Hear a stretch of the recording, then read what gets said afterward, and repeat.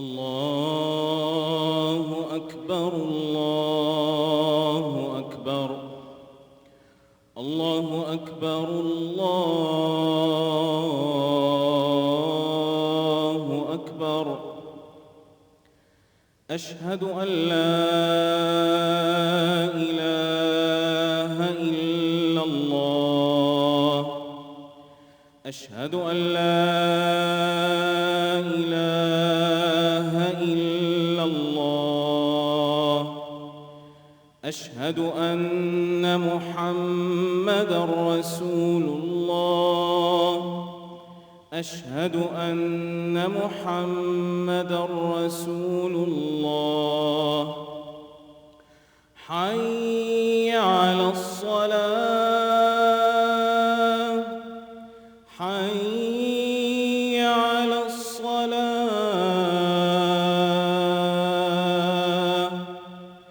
حي على الفلاح حي على الفلاح الله أكبر الله أكبر لا إله إلا الله.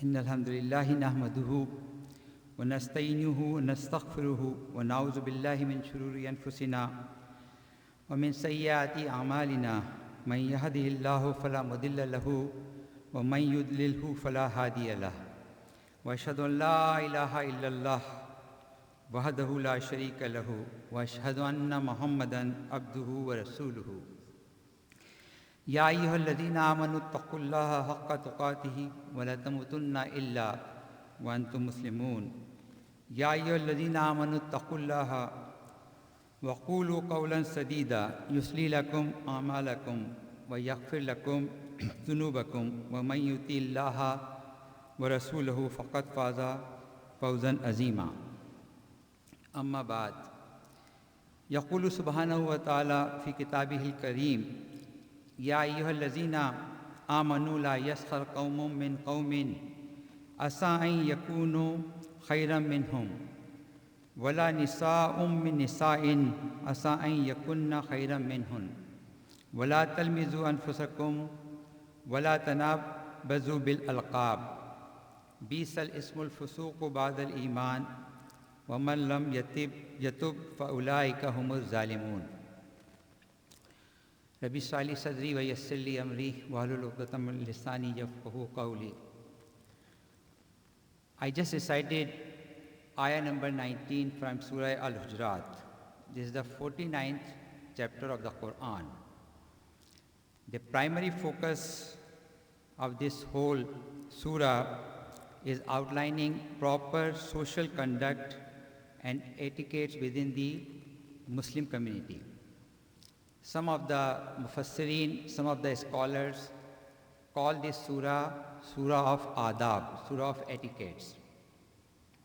It has only 18 ayahs. I will strongly recommend all of you to go and read it. If you know Arabic, alhamdulillah, otherwise read it in the language you understand, because the message is extremely powerful. This ayah number 11 deals with the etiquettes of dealing with each other. It starts with Ya ayyuhal ladhina amanu, the famous companion of Prophet sallallahu alaihi wasallam, Ibn Mas'ud radhiyallahu ta'ala an. He said, whenever a Quranic ayah begins with Ya ayyuhal ladhina amanu, as if Allah subhanahu wa ta'ala is directly speaking to you, directly speaking to us. And usually when an ayah begins with Ya ayyuhallazina amanu, meaning who you believe, it is often followed by a guidance, command or warning, and especially some reminder for the Muslims. for all of us. So very first reminder here is, La yaskhar qawmun min qawmin. Do not let a group of people make fun of another group. And the reason is given, Asa an yakunu khayran minhum. Maybe they are better than you. People you are making fun of, maybe they are better than you. And the same rules apply for sister. Wala nisa'um min nisa'in asa an yakunna khayran minhum. Do not let a group of women make fun of another group of women because maybe they are better than them. That was the first. Second, wala talmizu anfusakum. And do not insult, criticize, find faults with each other. And the third one is, wala tanabazu bil alqab. And do not call one another by nicknames. By nicknames meaning by defaming names. Bisal ismul fusuqu ba'da al-iman, and after iman, evil is the name of wickedness after faith. And then the last one is, وَمَنْ لَمْ يَتُوبْ فَأُولَٰئِكَ هُمُ الظَّالِمُونَ. And those who do not repent, they will be among the zalimun. Essentially, Allah subhanahu wa ta'ala is forbidding us, Muslims, to not humiliate and belittle others, because it is possible the injured party, the person you are trying to make fun of, the person you are trying to criticize, may be better than you. Little bit of joke here and there is okay, but if the purpose of the joke is to demean someone, to insult someone, that's an issue. Looking down upon someone because of your education status. Maybe you have higher degree than another person. Maybe because of your wealth, you might be more rich than other people. Maybe because of your ethnicity, you have a better background than the other people. Or perhaps your Islamic knowledge. You have memorized more Quran than the other people. You know more about ahadith than other people. And some of these are absolutely good qualities. And if Allah subhanahu wa ta'ala has given you these good qualities, then make dua and thank Allah subhanahu wa ta'ala. First thank Allah subhanahu wa ta'ala and then make dua. These good qualities translate to your kids, your next generation, because that is the genuine legacy you will leave behind. Each one of us who is sitting in this room, alhamdulillah, Allah has given all of us some unique qualities that others do not possess. لَقَدْ خَلَقْنَا الْإِنسَانَ فِي أَحْسَنِ تَقْوِيمٍ. Indeed, Allah subhanahu wa ta'ala has created us in the best of the form. There is no question about it. And at the same time, we also have our own set of challenges and weaknesses. But that does not qualify anyone or entitle anyone to demean other people. You may have, alhamdulillah, better knowledge about, as I said, Islam. Imam Malik rahmatullah, somebody asked him a question and his response was such a gem. I want you to listen to the question and the response that Imam Malik rahmatullah gave. Somebody asked him why he was busy in circles of knowledge and do not other aspects of Islam. Someone asking Imam Malik this question, imagine. Anyway, why are you busy in circles of knowledge and not other aspects of Islam?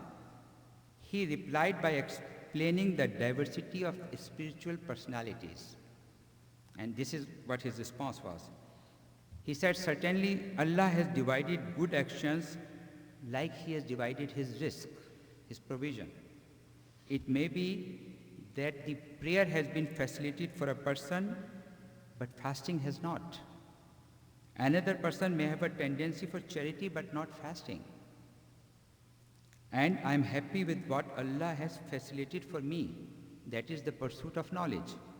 I don't think what I am focused on is lower than what you are focused on.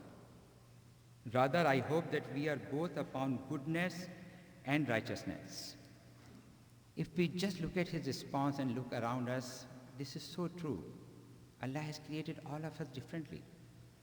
For some people, it is so easy to join Fajr prayer at 3:30 a.m. and Isha prayers at 11. For others, it's a struggle to even come to masjid when the prayer at 6:30 a.m. For others people, it's easy to fast. Some of us can read Quran for hours and hours. Alhamdulillah. Some of us can involve in zikr for hours. For others, it may be a struggle. This is how each one of us. That's how the qualities of each one. Some people are good at giving charity. Some are not. Some people does such a great social work. Other people do not even know how to interact with others. These are all the qualities we all have, and each one of who is sitting in this room, I can guarantee, has some good qualities. And at the same time, we also have our own challenges and weaknesses. That's how we are created. Allah subhanahu wa ta'ala, that's how Allah subhanahu wa ta'ala has created it. وَخُلِقَ الْإِنسَانُ ضَعِيفًا. We have created man weak. However, having good qualities does not entitle anyone in any case to belittle other person. And humiliating another person is a sign of kibr. It's a sign of arrogance. In the Sahih, it is recorded that the Messenger of Allah said, Al-kibru batarul haqqi wa ghamthun nas. Kibr is refusing the truth and belittling others. Ghamthun nas. In another variation, it said ghamthun nas. That is despising and hating people. That is arrogance. In the same hadith, what is the result of arrogance? La yadkhulul jannata man kana fi qalbihi misqalu zarratin min kibr. That will person not enter Jannah if he has a small element of kibr in his heart. That person will not enter Jannah if he has a small kibr in his heart. May Allah protect all of us from being arrogant. And one of the signs of arrogance is belittling others, humiliating others, showing disrespect for others. We all know the life of the Prophet ﷺ. He was born in Mecca, and how harsh time he had it. They mocked him, disrespect him. There was a social and economical boycott of him for 3 years. Hunger, starvation, isolation. And even there was a point when the leaders of that time, they plotted to kill him, sallallahu alaihi wasallam. With hukum of Allah, he had to leave his hometown and he went to Medina. However, when he came back after conquering Makkah, after Fatah Makkah, he pardoned all of them. It was general amnesty. Whoever came to him, he pardoned them. However, there were 2 people. When they approached him, sallallahu alaihi wasallam, he turned his face away from them. Remember, this is Prophet of Allah we are talking about. If he's turning his face away from them, there's a guaranteed Jahannam for them. Who were these 2 people? What did they do? They were not very famous people. We know all about Abu Jahal, Abu Lahab. They were already dead by that time, but all other people who literally humiliated him. Who were these 2 people? One of them was Abu Sufyan bin Harith bin Abdul Muttalib. That was his first cousin from his paternal uncle. He's not the same Abu Sufyan bin Harb, that the famous chieftain of Quraysh. This Abu Sufyan bin Harith was his first cousin from his dad's side. The other one was Abdullah bin Abi Umayyah. That was also his first cousin from his paternal side. When these 2 cousins approached him, he turned his face away. What they did? Abu Sufyan ibn al-Harith was born about the same time when Prophet ﷺ was born. They resembled each other a great deal. They grew up together. They were childhood friends. They were also foster brothers. Abu Sufyan bin Harith was also nursed by Lady Halima, who nursed Prophet ﷺ. They lived in the same house for a long time.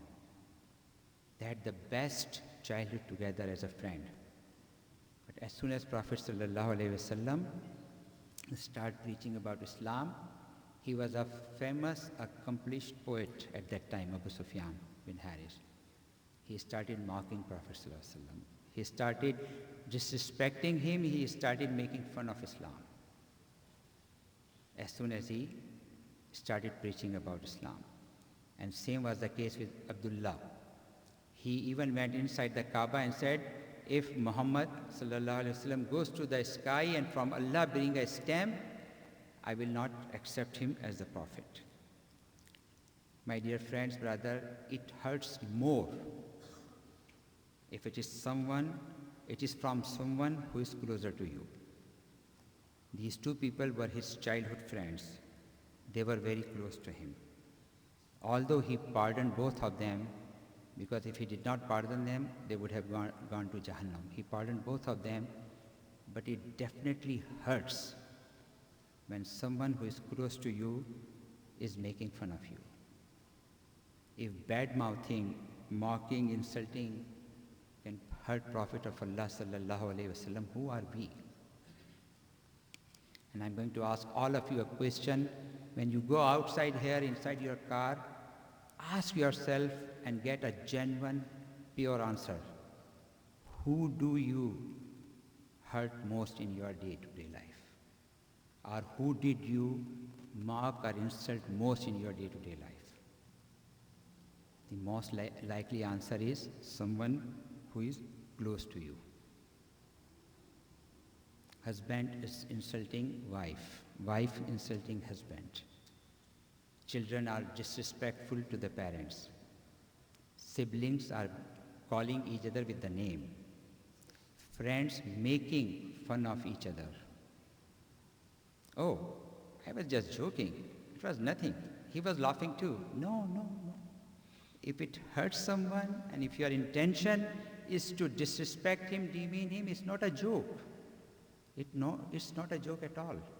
If it's hurting someone, it is very easy to laugh at someone else.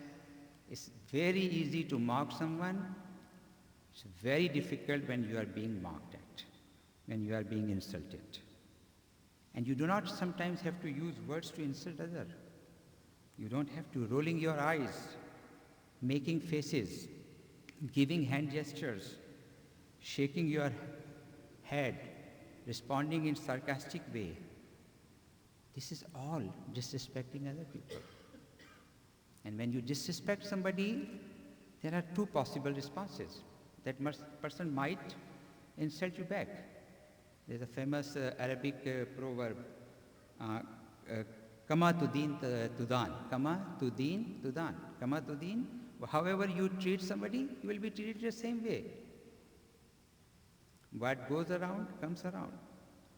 If you treat somebody with disrespect, expect that person to mistreat you as well. That's the reason the word used is La talmizu anfusakum, do not insult yourself. Or the scholars translate is, the Mufassirin translated, do not insult others. But the word by word translation is La talmizu anfusakum, do not insult yourself. Because when you insult somebody else, that person is going to insult you back. There's a famous hadith, we all know about it. Narrated by Abdullah ibn Amr, Messenger of Allah sallallahu alaihi wasallam said, verily among the major sins is that a person curses his own parents. It was said, O Messenger of Allah, how can a man curse his own parents? Prophet sallallahu alaihi wasallam responded, he insults the father of another man. Listen to this part. He insults the father of another man, and that person insults back his father and mother. فَيَسُبُّ أَبَاهُ وَيَسَبُّ أُمَّهُ. You insulted just his father, but he is insulting back your mother and father. You started it. And this hadith is, I was so amazed when I was reading this hadith. This is 14 years ago. Prophet of Allah sallallahu alaihi wasallam is telling us the behavior of people. There was no psychology. There were no data models created. Right now, all these behavior responses are based on the data, right? They have millions of records, and based on that, they take a sample that, okay, if you do it this way, this is how the response. There was no data at that time.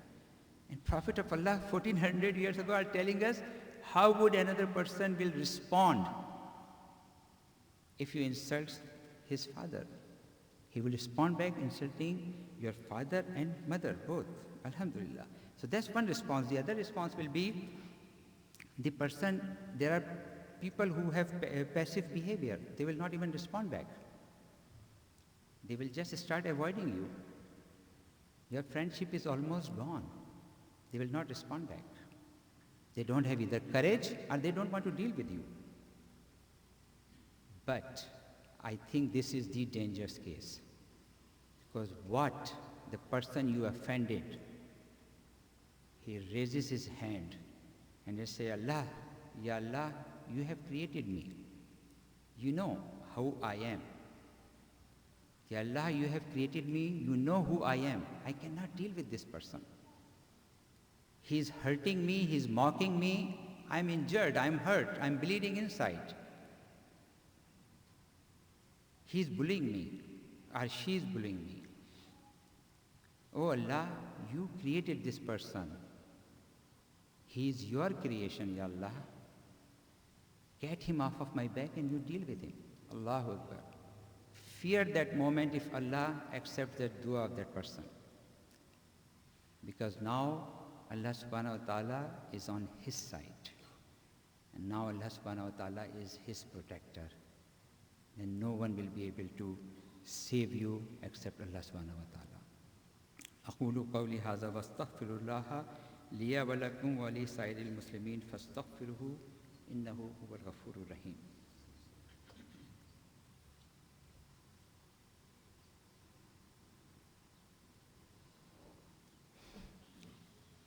There are three messages in this ayah, brothers and sisters.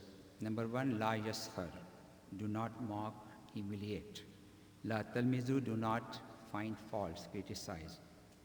And third one is la tanabazu bil alqab, do not call by offensive nicknames. And these three things are extremely important for building relationships. They are the pillar of a relationship. And the most important relationship of all is building the relationship within the family. Family serves as the foundation for building a strong community. And if you want to build a strong family, you have to show love, respect, patience, and religion. All these are needed. You have to show love, respect. If you don't do that, you will not be able to build the relationships. And when families are strong, they create a ripple effect that leads to safer, more resilient communities. In this time and age, what is happening with Muslims across the world, and we do not even know about the future of this country too, we need a strong community. And strong communities are built by a strong, together bonded family. We all do mistakes. End of the day, we are human. If we do not do mistakes, then we'll be shaking hands with angels. We are human. We will do mistakes. وَخُلِقَ الْإِنسَانُ ضَعِيفًا, for man was created weak. Immediately repent. وَمَنْ لَمْ يَتُبْ فَأُولَٰئِكَ هُمُ الظَّالِمُونَ. Whoever does not repent, they are going to be the zalimun. They are going to be the wrongdoers. If you think you have hurt someone, intentionally or unintentionally, it is never too late to apologize. We are very lucky that we are still alive. We are lucky that we have time to repent if we have done anything wrong. Remember, these are huququl ibad. They are the rights of other people. If you have hurt someone, if you violated their rights, go and apologize to them. And the people who are hurt, if someone apologizes to you, immediately accept that apology. Do not dig 10, 15 years old graves. Forget about what happened. You need to move on. we need to build a community together. Remember, if you do not repent, innahu la yuhibbu zalimin. Allah subhanahu wa ta'ala does not like the zalimin. Let's make dua that Allah subhanahu wa ta'ala do not make us among the oppressors. Allahumma la tajalna min az-zalimin. Allahumma la tajalna min az-zalimin. Ya Allah, save us from oppressing others. Ya Allah, help us build strong, caring families. Ya Allah, help us build strong, well-knitted together communities. Ya Allah, guide us to the straight path. Ya Allah, make us among the righteous. ربنا ظلمنا أنفسنا وإن لم تغفر لنا وترحمنا لنكونن من الخاسرين ربنا لا تؤاخذنا إن نسينا واخطأنا ربنا ولا تحمل علينا إصرا كما حملته على الذين من قبلنا ربنا ولا تحملنا ما لا طاقة لنا به واعف عنا واغفر لنا وارحمنا أنت مولانا فانصرنا على القوم الكافرين إن الله يأمر بالعدل والإحسان وإيتاء ذي القربى وينهى عن الفحشاء والمنكر والبغي يعظكم لعلكم تذكرون فاذكروني أذكركم واشكروا لي ولا تكفرون وأقم الصلاة.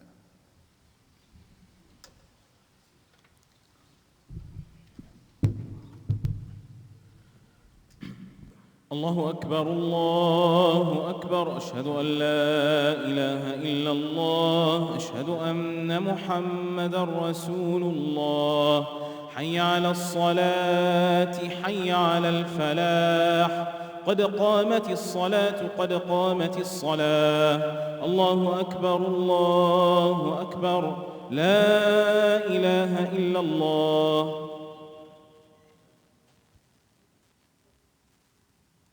استووا.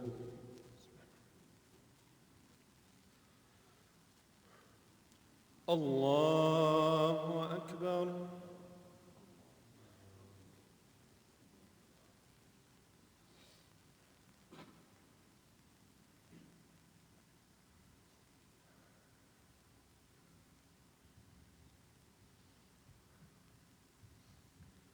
الحمد لله رب العالمين الرحمن الرحيم مالك يوم الدين إياك نعبد وإياك نستعين اهدنا الصراط المستقيم صراط الذين أنعمت عليهم غير المغضوب عليهم ولا الضالين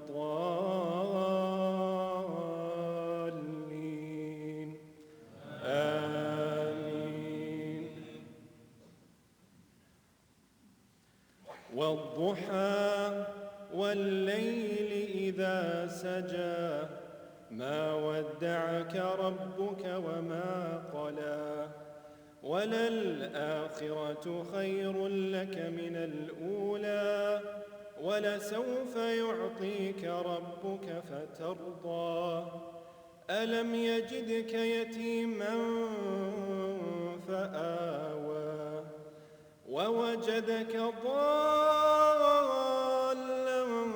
فهدى ووجدك عائلا فأغنى فأما اليتيم فلا تقهر وأما السائل فلا تنهر وأما بنعمة ربك فحدث. الله أكبر.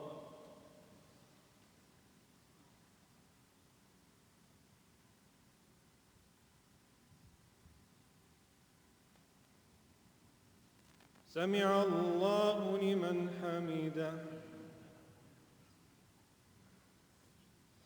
الله أكبر.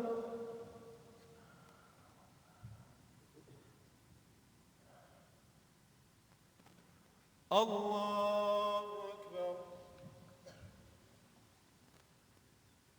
الله أكبر.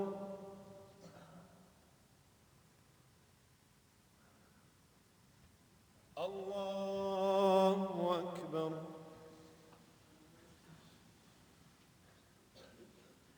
الحمد لله رب العالمين الرحمن الرحيم مالك يوم الدين إياك نعبد وإياك نستعين اهدنا الصراط المستقيم صراط الذين أنعمت عليهم غير المغضوب عليهم ولا الضالين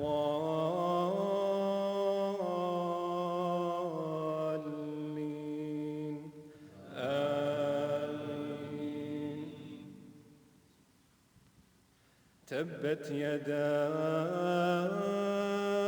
أبي لهب وتب ما أغنى عنه ماله وما كسب سيصلى نارا ذات لهب وامرأته حمالة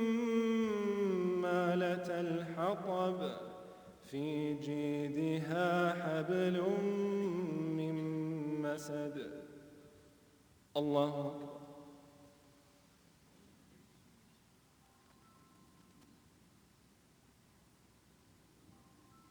سمع الله لمن حمده. الله أكبر.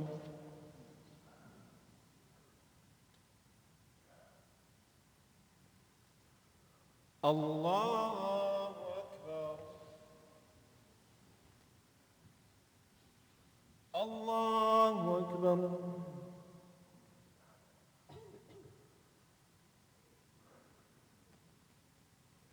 الله أكبر.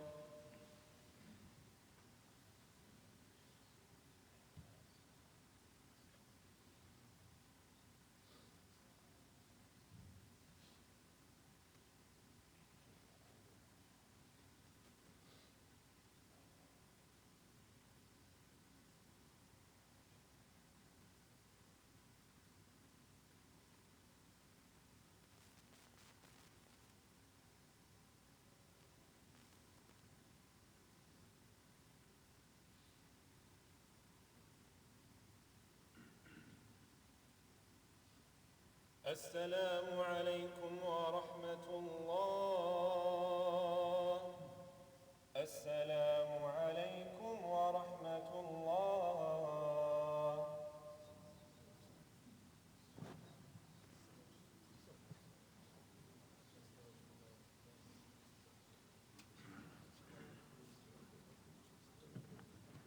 Assalamu alaikum. A couple of quick announcements. Somebody lost their iPods. I got them here. To clean them, I need you to know the serial number.